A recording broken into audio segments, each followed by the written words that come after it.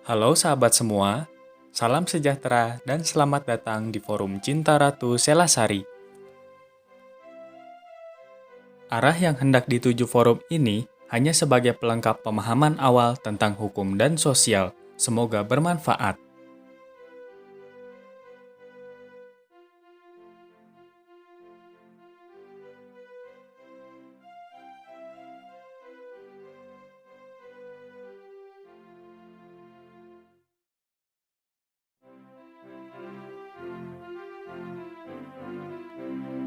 Gundul-gundul pacucul gembelengan, nyunggi-nyunggi wakuku gembelengan, wakun rimpang sekane dadi salatar, wakun rimpang sekane dadi salatar. Sahabat semua, mari kita perhatikan beberapa langkah sebagai berikut. Asas Pendidikan Ki Hajar Dewantara. Pendidikan adalah upaya pendewasaan peserta didik di mana kedewasaan secara lahir batin merupakan modal untuk menjalani kehidupan bermasyarakat secara bertanggung jawab. Terkait dengan upaya ini, terdapat 5 asas pendidikan yang perlu diperhatikan di dalam implementasinya, yaitu asas kodrat alam atau asas tertib damai, asas kemerdekaan, asas kebudayaan, asas kebangsaan, dan asas kemanusiaan.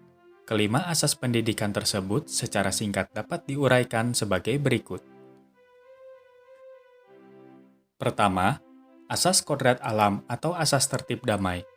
Asas ini menegaskan bahwa setiap peserta didik di satu sisi tunduk pada kodrat alam, tetapi pada sisi lain dikaruniai akal budi yang berpotensi untuk mengelola kehidupan. Berdasarkan konsep asas kodrat alam, akal pikiran manusia dapat direncanakan dan dikembangkan secara sengaja melalui lembaga pendidikan. Perencanaan dan pengembangan kemampuan berpikir secara sengaja inilah yang dipahami dan dimengerti sebagai pendidikan. Kedua, asas kemerdekaan. Asas ini menegaskan bahwa setiap peserta didik akan mendapat pengajaran menjadi manusia yang merdeka batinnya, merdeka pikirannya, dan merdeka tenaganya.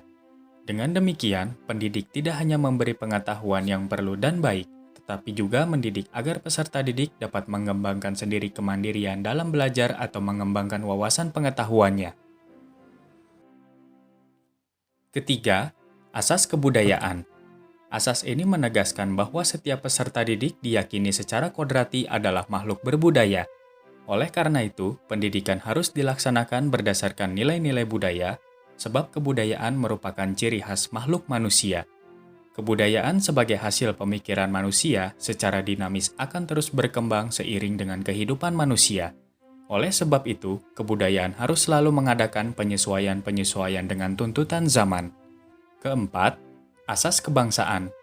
Asas ini menegaskan bahwa setiap peserta didik harus selalu merasa satu dengan bangsanya dan tidak boleh bertentangan dengan rasa kemanusiaan. Konteks asas ini adalah untuk mengatasi segala perbedaan dan diskriminasi yang berpotensi tumbuh dan terjadi berdasarkan alasan kedaerahan, kesukuan, keturunan, atau keagamaan. Makna kebangsaan berarti tidak boleh memiliki konotasi rasial biologis, status sosial, ataupun keagamaan. Rasa kebangsaan adalah bagian dari rasa kebatinan manusia yang hidup dan dihidupkan di dalam jiwa secara sengaja. Kelima, asas kemanusiaan. Asas ini menegaskan bahwa setiap peserta didik harus dapat menjadi sahabat bagi siapapun dan tidak boleh melakukan permusuhan dengan bangsa-bangsa lain. Dalam praksis berbangsa dan bernegara, manusia di Indonesia harus memperlakukan sesama manusia secara beradab dalam cinta kasih yang mendalam. Kemanusiaan sebagai suatu asas boleh dipandang radikal, sebab konsep kemanusiaan merupakan akar dan titik simpul terjadinya proses kehidupan yang manusiawi.